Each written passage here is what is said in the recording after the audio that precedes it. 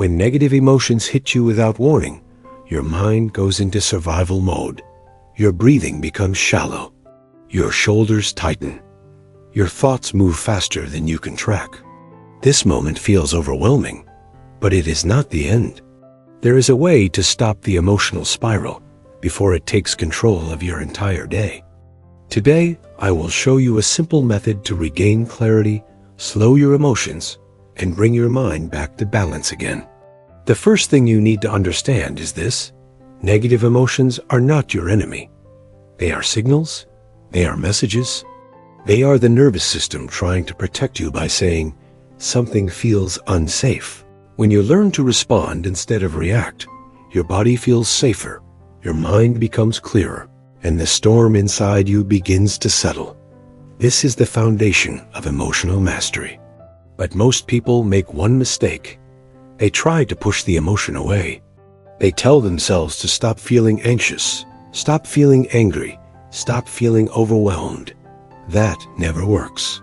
Ignoring an emotion only makes it louder. What works is learning to interrupt the emotional surge in the first 30 seconds. That short window determines whether the emotion takes over or fades away. So here is the first step. Pause the body so the mind can breathe again. Take one slow breath in through your nose and exhale twice as long through your mouth. When the exhale is longer, your nervous system receives the message. You are safe. Your chest loosens. Your heart rate lowers. Your mind slows down enough for you to think clearly. This single shift pulls you out of the emotional wave. Step 2. Label the emotion, but keep the label simple. Instead of saying, I'm falling apart, say, this is anxiety. Instead of, everything is going wrong, say, this is frustration. When you name an emotion, the emotional center of your brain quiets down. You move the experience from panic to awareness. Awareness gives you control. Now we go to step 3. Locate the emotion in your body. Ask yourself, where is it strongest? Your throat? Your chest? Your stomach? Emotion is not just a thought. It is a physical sensation. When you bring attention to the body, you reduce the intensity of the feeling. You become an observer instead of a prisoner to the emotion. Step 4. Shift the story your mind is creating.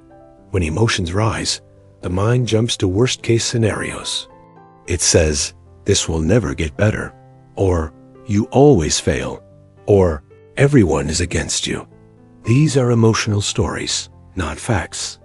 Replace the story with one grounding sentence. I can handle this one moment, not the whole day. Not the whole situation, just this moment. When you shrink the problem to the present, your overwhelm shrinks too. Step 5. Ask the emotion what it needs. This question sounds simple, but it changes everything. Anxiety often needs clarity. Anger needs a boundary. Sadness needs compassion. Overwhelm needs rest.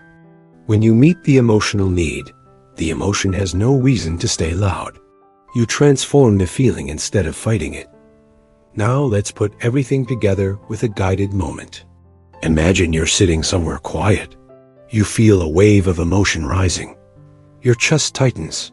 Your thoughts accelerate. You pause. You take a slow breath in. You exhale longer than you inhale. Your body softens.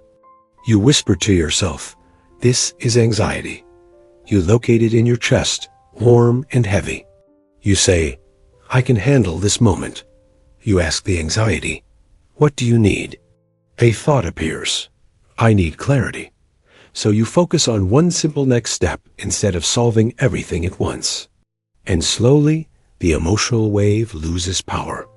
This is emotional mastery, not eliminating emotions, but navigating them with clarity and intention. There is one more part you need to know. Negative emotions return because your mind hasn't learned a new pattern yet. If your mind practiced panic for years, calm will feel unfamiliar at first. That is normal. But every time you interrupt the spiral, every time you breathe longer, every time you name the emotion, you build a new pattern in your nervous system. You train your mind to stay steady, even when life becomes difficult. Let's go deeper into why this method works so quickly. Your brain has two states during emotional stress. One is survival mode. The other is regulation mode. In survival mode, the brain shuts down logical thinking. It focuses on danger. It exaggerates threats. It prevents calm. In regulation mode, the brain becomes flexible. You see the situation clearly. You make grounded decisions. You choose your actions instead of reacting impulsively. The steps you learn today shift you from survival mode to regulation mode in under a minute. Breath slows the nervous system. Labeling quiets the emotional center.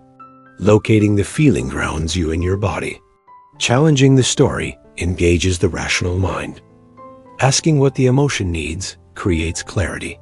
Together, these steps form a doorway out of the emotional storm.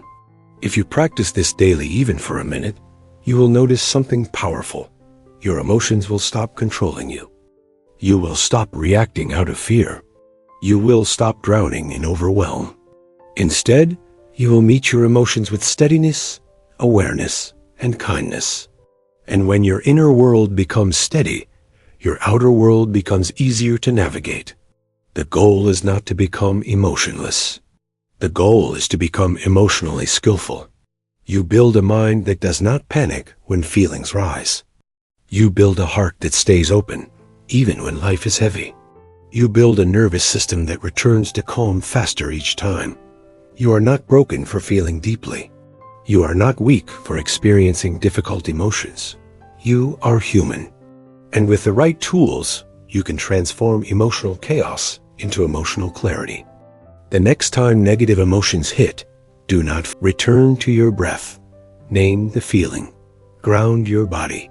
Shift the story. And ask what the emotion needs. This is how you take your power back.